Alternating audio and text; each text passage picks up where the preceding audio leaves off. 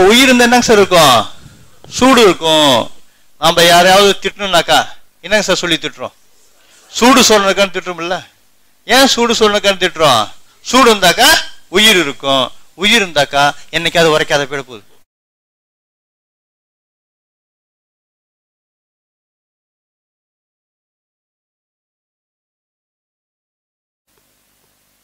ஒரு 95 வயசு பெரியவர்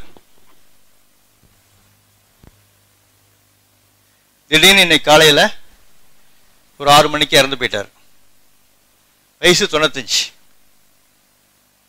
ஹாஸ்பிட்டலுக்கு போகாம வீட்டில் இறந்து போயிருக்காரு.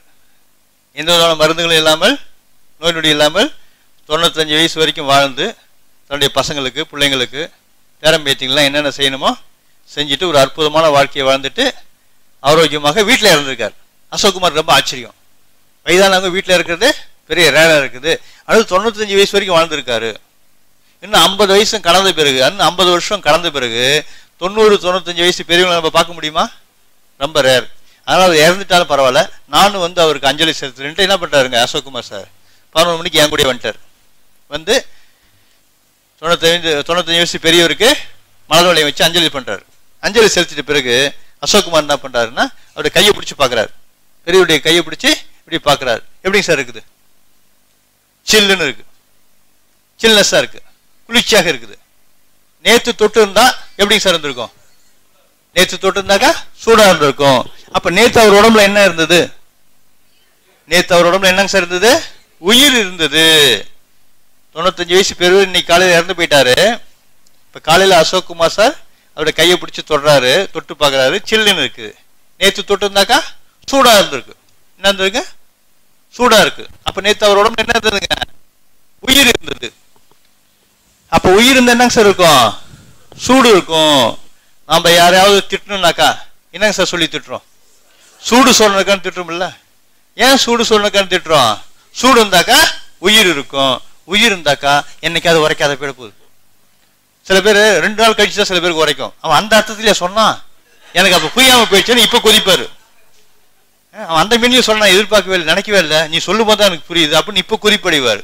அப்ப சூடு சொல்லணுக்கான்னு ஏன் சொல்றோம்? சூடு இருந்தாக்கா உயிர் இருக்குன்னு அர்த்தம். உயிர் இருந்தா என்னைக்காவது உரைக்கும் அப்படின்றது சொல்றோம். சூடு உதாரணத்துக்கு சரிங்க. அப்ப உயிர் இருந்தாக்கா என்ன இருக்குங்க? சூடு இருக்கும். அப்ப உயிர் இருப்பதற்கு என்ன ப்ரூஃப்? சூடு இருக்குது, அதாவது வெப்பம். ஒண்ணுதான் வெப்ப சக்தின்னு புரியுதுங்களா? உயிர்னாவே வெப்பம் இருக்கணும். உயிர் இருப்பதுக்கு ப்ரூஃப் வெப்பம். அப்ப உயிர் சக்தின்னு சொன்னாலும் ஒண்ணுதான், வெப்ப சக்தின்னு சொன்னாலும் ஒண்ணுதான். உயிர் ஆற்றல், உயிர் ஆற்றல் சொன்னாலும் ஒண்ணுதான், வெப்ப ஆற்றல் சொன்னாலும் ஒண்ணுதான். சரிங்களா? உயிர் இருந்தா தானே இயக்கம் இருக்கும். உயிர் சக்தி தான் இயக்க சக்தி. உயிர் சக்தி என்பது வெப்ப சக்தி தானே. அப்ப இயக்க சக்தி தான் வெப்ப சக்தி, வெப்ப சக்தி தான் இயக்க சக்தி, வெப்ப சக்தி தான் இயக்க சக்தி. புரியுதுங்களா? அப்ப ஒருத்தருடைய உடம்புல வெப்ப சக்தி இருந்தாதான் அது இயக்க சக்தி. ஒருத்தருடைய உடம்புல வெப்ப சக்தியாக இருப்பது, இயக்க சக்தியாக இருப்பது வெப்ப சக்தி தான். இது புரியுது இல்லைங்களா? சரிங்க. ஒரு குழந்தைய அப்படி தொட்டு பார்த்தாக்கா 102 டிகிரி 103 டிகிரி இருக்குது. அப்ப என்னாச்சு? வெப்ப சக்தி அதிகமா இருக்கு. அப்ப அது அதான் இயக்க சக்தி, வெப்ப சக்தி தான் இயக்க சக்தின்னு பார்த்தோம். அப்ப 102 டிகிரி இருக்கும்போது, வெப்ப சக்தி இருக்கும் பொழுது அந்த குழந்தையோட உடம்பு அதிகமாக இயங்குதா, சம்பிச்சு போயிருக்கா? அதிகமா இயங்கல, சம்பிச்சு போயிருக்குது. 102 டிகிரி காய்ச்சல். என்ன பண்றாங்க? நல்லா செயல்படுறாங்களா? படுத்து படிக்க இருக்கிறாங்க. அப்ப என்ன அர்த்தம்? வெப்ப சக்தி அதிகமா போனாலும் உடம்பு இயங்குவதில்லை. வெப்ப சக்தி அதிகமா போனாலும் உடம்பு இயங்குவதில்லை. குளிர்ல நடுங்கிட்டு இருக்கிறோம், அப்ப இயங்க முடியுதா? அப்பயும் இயக்கம் குறைஞ்சு போயிடுது. அப்ப வெப்பம் அதிகமானாலும் இயக்கம் குறைஞ்சு போயிடுது, வெப்பம் குறைஞ்சு போனாலும் இயக்கம் குறைஞ்சு போயிடுது. அப்ப இயக்கத்துக்கான ஒரு இயல்பான வெப்ப சக்தி வேணும் இல்லையா? இயக்கத்துக்கான அப்ப இயல்பான இயக்கம் உடம்புல இருக்கணும்னாக்கா, இயல்பான இயக்க சக்தி உடம்புல இருக்கணும்னாக்கா என்ன வேணுங்க? இயல்பான வெப்ப சக்தி வேண்டும். அந்த இயல்பான வெப்ப சக்தி என்னங்க? 98.4 டிகிரி ஃபாரன்ஹீட். புரியுதுங்களா? நார்மல் டெம்பரேச்சர் இயல்பான இயக்கத்துக்கான இயல்பான வெப்ப சக்தி 98.4 டிகிரி ஃபாரன்ஹீட், 98.4 டிகிரி ஃபாரன்ஹீட். இந்த 98.4 டிகிரி ஃபாரன்ஹீட் ஒவ்வொரு செல்களுக்குள்ள இருக்குது, நம்ம உடம்புக்கு இருக்குது. இந்த வெப்ப சக்தி அதிகமாக போனாலும் உடம்பு இயங்காது, குறைஞ்சு போனாலும் உடம்பு இயங்காது. சரி, இந்த வெப்ப சக்தியை மிகாமலையும் குறையாமலையும் பராமரிக்கக்கூடிய பணியை அறிவு செய்தா உடம்பு செய்தா? எல்லாத்துக்கும் உடம்பே சொல்லிடான்னு சொல்றீங்களா? சரி, எப்படி உடம்பு செய்யுதுன்னு பார்க்க போறோம். பிரபாகரன் சார் டூர் அழைச்சு போனார். நல்ல வின்டர் சீசன்ல, குளிர் காலத்துல பிரபாகரன் சார் என்ன பண்றாருங்க, டூர் அழைச்சு போயிட்டார். நம்ம டூர் பஸ் மேட்டுப்பாளையத்தை நோக்கி போயிட்டு இருக்கு. ஹில்ஸ்ல ஏறுது, மேட்டுப்பாளையம் தாண்டி ஹில்ஸ்ல ஏறுது. குளிர் எப்படி இருக்குங்க? ஓரளவு வின்டர் சீசன்ல குளிர் காலத்துல அழைச்சு போறாரு. வேன் எங்க போறது, ஏறுதுங்க, ஹில்ஸ்ல ஏறுது. எப்படி இருக்கும் குளிர்? பயங்கரமான குளிர், பயங்கரமான பனிக்காத்து, ஊதக்காத்து வண்டிக்குள்ளார வந்துருச்சு. வேனுக்குள்ள ஊதக்காத்து புகுந்துடுச்சு. நம்ம உச்சந்தல்ல உள்ளங்கால் வரைக்கும் நம்ம உடம்புல என்ன இருக்குதுங்க, ஏராளமான கோடிக்கணக்கான வியர்வு துவாரங்கள் இருக்குது. அந்த வியர்வு துவாரங்கள் வழியாக குளிர்ச்சியான ஊதக்காத்து வியர்வு துவாரங்கள் வழியாக அந்த குளிர்ச்சி எங்க போகுதுங்க, உடம்புக்குள்ள போகுது. அப்ப நம்ம உடம்புக்குள்ளார ஸ்டாண்டர்டாக சமச்சீராக இருக்கக்கூடிய வெப்பசக்தி என்னங்க, 98.4 டிகிரி வெப்பசக்தி. அப்ப இந்த கடுமையான குளிர் தோல்ல பட்டு வேர்வை துவாரம் வழியாக உடம்புக்குள்ள ஊடுருவும்பொழுது உள் வெப்ப சக்தி குறையுமா கூடுமா? குறையும். இந்த ஸ்டாண்டர்டா இருக்கக்கூடிய சமச்சீர் இயல்பாக இருக்கக்கூடிய இந்த வெப்ப சக்தி குறைவது என்பது நன்மையானதா தீமையானதா? தீமையானது. தீமையானது உடம்பு அனுமதிக்குமா? உடம்பு அனுமதிக்காது. இப்ப நல்லா டூருக்கு போயிட்டு இருக்கோம், பயங்கரமான கடும் குளிரா இருக்கு. என்ன சார் பண்றீங்க? சொட்டரை எடுத்து போட்டிக்கிறோம், சால்வ் எடுத்துக்கிறோம், சொட்டரை எடுத்துக்கிறோம், மப்ளர் எடுத்துக்கிறோம். இன்னொருத்தர் என்ன சொல்றாரு, ஒருத்தர் என்ன சொல்றாரு, நான் பேக்ல இருந்து மப்ளர் எடுப்புன்னு சொல்றாரு. இன்னொருத்தர் என்ன சொல்றாரு, நான் பேக்ல இருந்து கோட்டை எடுப்புங்கிறாரு. ஏன்னா குளிரை சரி பண்றதுக்கோசரம். வச்சுங்களா? சரி, இன்னொருத்தர் என்ன பண்றாரு, ஜன்னலை போய் சாத்துறாரு. அவங்க மிஸ்ஸஸ் வந்திருக்காங்க, அவங்க மேல ஊதக்காத்து படக்கூடாதுன்ட்டு, குளிர் தாக்கக்கூடாது என்ன பண்றாங்க சார், ஜன்னலை போய் சாத்துறாரு. இப்படி ஜன்னல் கதவை சாத்துறது, மப்ளர் எடுக்கிறது, சொட்டரை எடுக்கிறது, போர்வு எடுக்கிறது, சால்வ் எடுக்கிறது, இதெல்லாம் யாருடைய செயலுங்க? இதெல்லாம் அறிவின் செயல் தானே. புரியுதுங்களா? அந்த குளிரை சரி பண்ணுவதற்கான செயலை செய்யறது என்னதுங்க, அறிவின் செயல் தான். வச்சுங்களா? இது வரைக்கும் நம்ம என்ன வகுப்புல பார்த்தோம், எந்த ஒரு தீமையான விஷயத்தையும் உடம்பு அனுமதிக்காது, சரி பண்ணு பார்த்தோம் இல்லைங்களா? அப்ப கடும் குளிரா இருக்கும்போது அறிவு மூலமாக அதை நம்ம சரி பண்ணிக்கிறோம். இப்ப அறிவு மூலமாக சில நன்மைகள் நமக்கு செஞ்சுக்க முடியும், அதுல எந்த விதமான மாற்று கருத்தும் கிடையாது. அறிவு மூலமாக பல நன்மைகள் செஞ்சுக்க முடியும், சில நன்மைகள் செஞ்சுக்க முடியும் என்றாலும் இங்க நம்ம புரிஞ்சிக்க வேண்டிய விஷயம் என்னன்னாக்கா, அறிவை முந்திக்கக்கூடிய ஆற்றல், அறிவை முந்திக்கக்கூடிய ஆற்றல் உடம்புக்கு இருக்கின்றதுதான். எந்த வேர்வை துவாரங்கள் வழியாக அந்த குளிர்ச்சி உடம்புக்குள்ளார போய் உள்ளொப்ப சக்தி குறைக்க பார்க்குதோ, உள்ளொப்ப சக்தி இயல்பா இருக்கக்கூடிய ஸ்டாண்டர்டா சமச்சீரா இருக்கக்கூடிய உள்ளொப்ப சக்தி குறைவது என்பது நன்மையானது இல்லை. அது நன்மையான விஷயத்தை இந்த நன்மையானது இல்லை, தீமையான விஷயம். தீமையான விஷயத்தை உடம்பு அனுமதிக்காது. இந்த சூழ்நிலையில உடம்புடைய ரோல் என்ன, உடம்புடைய பங்களிப்பு என்ன? நாம பேக் எடுக்கிறோம், சொட்டர் எடுக்கிறோம், மப்ளர் எடுக்கிறோம். ஆனா உடம்பு என்ன செய்யுதுனாக்கா, எந்த வேர்வை துவாரங்கள் வழியாக அந்த குளிர்ச்சி உடம்புக்குள்ள ஊடுருவுதோ அந்த வேர்வை துவார கண்களை மூடிடுது. உடனே உடம்பு செலுத்து போகுது. புரியுதுங்களா? உடனே உடம்பு செலுத்து போகுது. ஒவ்வொரு வேர்வை துவாரத்து பக்கத்துலயும் ஒரு முடி இருக்குது. உடம்பு செலுத்து போனா முடி என்ன பண்ணுதுங்க, ஏஞ்சி நிக்குது. நீங்க பேக துறந்த மப்ளர் எடுக்கிறதுக்குள்ள, சொட்டர் எடுக்கிறதுக்குள்ள உடம்பு என்ன பண்ணுதுங்க, எந்த பகுதி உடம்புல எந்த பகுதியிலிருந்து குளிர்ச்சி பாயுதோ, குளிர்ச்சி உடம்புக்கு தோலுக்குள்ள தொலைச்சிக்கிட்டு உள்ளக்குள்ள ஊடுருவுதோ அங்க இருக்கக்கூடிய வேர்வை துவாரங்களை என்ன சார் பண்ணுது, மூடிடுது. சிலுக்க வச்சு மூடிடுது. உடம்பு செலுத்து போகுது. அப்ப அறிவை முந்திக்கக்கூடிய ஆற்றல் யாருக்கு இருக்கு? அறிவு முந்திக்கக்கூடிய ஆற்றல் உடம்புக்கு இருக்கு. சரிங்களா? அதே மாதிரி எப்படி பிரபாகரன் சார் என் கூட அந்த அற்புதமான வகுப்பு அட்டனமானவர்களுக்கு டூர் போய் அங்க ட்ரீட் வச்சாரோ, அதே மாதிரி அசோக்குமார் சார் என்ன பண்றாரு, அவர் என்ன பண்றாருங்க, அவர் என்ன பண்றாரு, மெட்ராஸ் கூட்டு போய் ட்ரீட் வைக்கிறேன்ட்டு மெட்ராஸ் கூட்டு போறாரு, மகாபலிபுரத்துக்கு கூட்டு போறாரு. வச்சுங்களா? நல்ல சம்மர் சீசன் அழைச்சு போறாரு. அவர் எப்படி விண்டர்ல அழைச்சு போனாரோ, அசோக்குமார் என்ன பண்ணாருங்க, நல்ல சித்திரை வெயில்ல சம்மர் சீசன்ல அழைச்சிட்டு போய் நடு மதியானம் 2 மணிக்கு மெரினா பீச்சில் போய் வேனை நிறுத்தி எல்லாம் கீழே இறங்குன்றாரு. கீழே இறங்கி இதான் புதுசா வச்ச கண்ணகி சிலை பாருங்கன்றார். எப்படி இருக்கும் வெயில், அங்க வெயில் அடி எப்படி இருக்குது, 102 டிகிரி வெயில் அடிச்சுட்டு இருக்குது.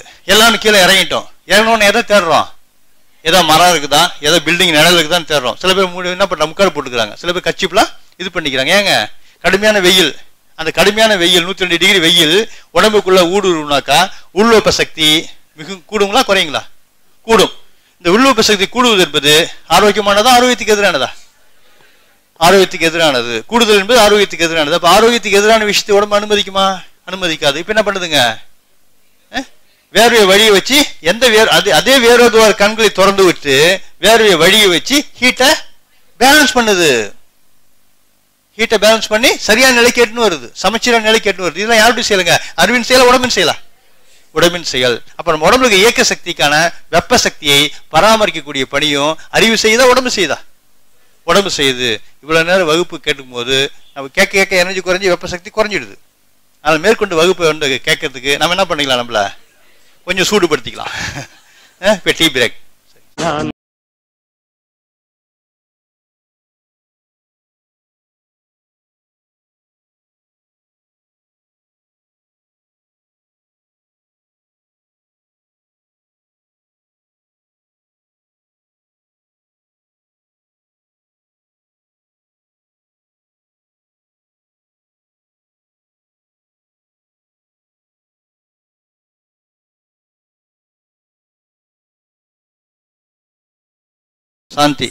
சாந்தி மேடனுடைய பையன் பிரகாஷ் எந்த ஸ்டாண்டர்டுங்க? 9th standard. சாந்தி மேடனுடைய பையன் வந்து பிரகாஷ் வீட்டுக்கு போகிறேன். சாந்தி மேடம் வீட்டுக்கு போகிறேன். பிரகாஷ் இருக்காப்புல. பிரகாஷ் கிட்ட என்ன சொல்கிறேன்? ஒரு பிளாஸ்டிக் பாட்டில் எடுன்னு சொல்கிறேன். பிளாஸ்டிக் பாட்டில் எடுன்னு வந்து டேபிளில் வைக்க சொல்கிறேன். வச்சுட்டாப்புல. அப்புறம் பிளாஸ்டிக் கேன், ஒரு 5 லிட்டர் பிளாஸ்டிக் கேன் எடுன்னு சொல்கிறேன். பிளாஸ்டிக் கேன் வந்து டேபிளில் வச்சுட்டாப்புல. அது ஒரு பிளாஸ்டிக் குடம் 3 எடுத்து வந்து டேபிளில் வச்சாச்சு. பிரகாஷ் கிட்ட என்ன சொல்கிறேன்? 3த்துலேயுமே தண்ணியை நிரப்ப சொல்கிறேன். Plastic bottle, plastic can, plastic குடம் 3த்துலேயுமே தண்ணியை நிரப்ப சொல்லிட்டேன். பிரகாஷம் 3த்துலேயும் தண்ணியை நிரப்பிட்டாப்புல. நிரப்பிட்ட பிறகு நான் என்ன பண்ணுறேன்? பாக்கெட்லேருந்து ஒரு குண்டூசி எடுக்கிறேன். பாக்கெட்லேருந்து ஒரு குண்டூசி எடுத்து பிளாஸ்டிக் பாட்டில் கீழே ஒட்ட போடுறேன். பிளாஸ்டிக் கேன் கீழே ஒட்ட போடுறேன். பிளாஸ்டிக் குடத்து கீழேயும் ஒட்ட போடுறேன். ஒரு 8 மணி நேரம் கழிச்ச உடனே என்னங்க சார் ஆகும்? தண்ணி எல்லாமே வெளியேறிடும். பிரகாஷ் 9th ஸ்டாண்டர்ட் படிக்கிறான். அவங்க ஸ்கூலில் டோர்னமெண்ட் வைக்கிறாங்க, கிரிக்கெட் மேட்ச் வைக்கிறாங்க. பிரகாஷ் தான் கிரிக்கெட் மேட்ச்சில் இருக்காப்புல. பிரகாஷ் தான் பேட்டிங். ஒரு பந்து வேகமாக அடிச்சிட்டாப்புல. பந்து ரொம்ப தூரம் போயிடுச்சு. பிரகாஷ் இப்போ 2 ரன் ஓடிட்டாப்புல. 3ஆவது ரன் ஓடுறாப்புல. பாதி கிரீஸ் போயிட்டாப்புல. பால் த்ரோ ஆயிடுச்சு. என்ன ஆகும்? ரன் அவுட் ஆக போறாப்புல. இப்போ ரன் அவுட் ஆகக்கூடிய சூழ்நிலை என்ன பண்ணணும்? வேகமாக ஓடணும். வேகமாக முன்னால் ஓடனாலும் ரன் அவுட்டு. பாதி கிரீஸ் இருக்காப்புல.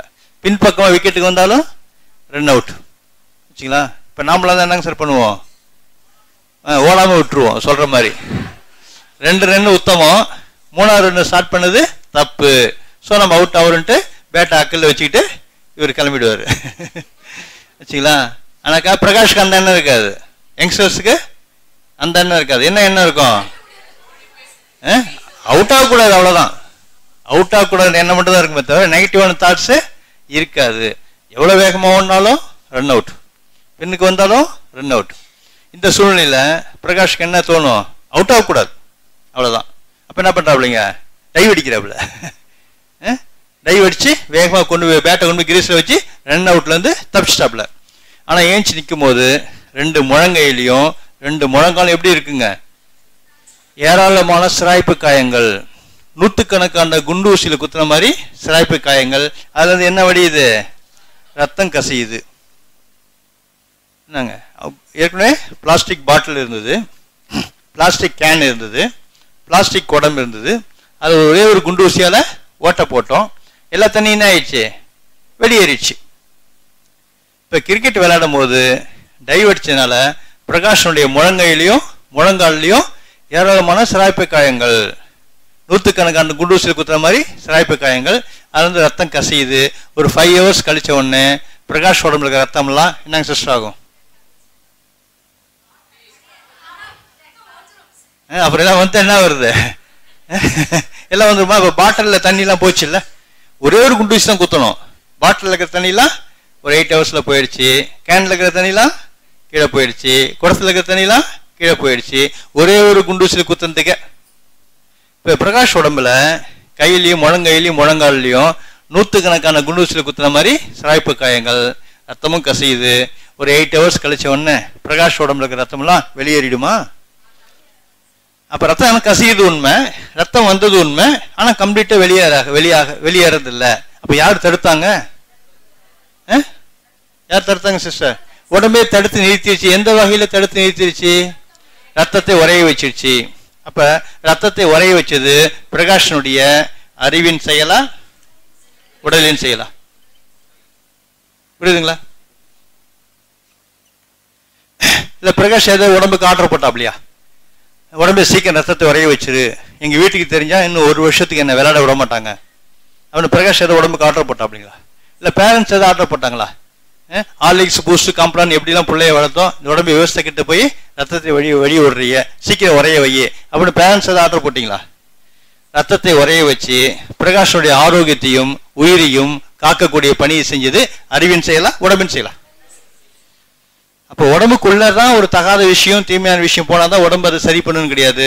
உடம்புக்கு வெளியேயும் எந்த சூழ்நிலையிலும் உடம்புக்கு பாதகமான ஒரு சூழ்நிலை பாதகம் ஏற்பட்டால் அதை சரி பண்ணக்கூடிய ஆற்றல் யாருக்கு இருக்கு?